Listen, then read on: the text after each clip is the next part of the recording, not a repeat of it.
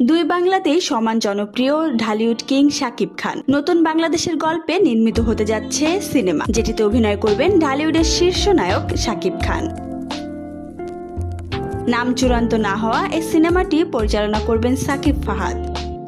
শোনা গিয়েছিল সিনেমাটিতে নাকি মেজর সিনহার চরিত্রে অভিনয় করবেন শাকিব খান।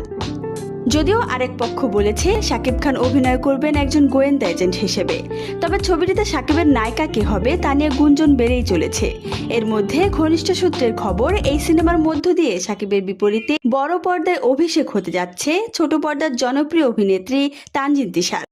সিনেমা সংশ্লিষ্ট একাধিক সূত্র এমনটাই নিশ্চিত করলেও পরিচালক কিংবা অভিনেত্রী কেউ এ বিষয়ে মুখ খুলতে চাননি। জানা গেছে মৌখিকভাবে চূড়ান্ত হলেও আগামীকাল সিনেমাটির জন্য অফিসিয়ালি চূড়ান্ত হওয়ার কথা রয়েছে তিশার।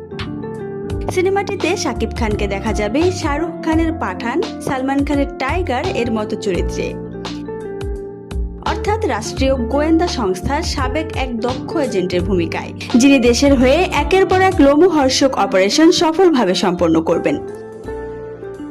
যদিও এই সিনেমার পরিচালক কলাকুশলীরা কেউ টু শব্দ করছেন না, জানাতে চাইছেন না সিনেমা সম্পর্কে।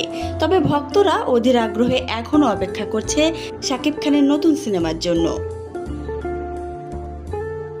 আগামী সেপ্টেম্বরের প্রথম সপ্তাহে সিনেমাটির শুটিং শুরু হওয়ার কথা রয়েছে।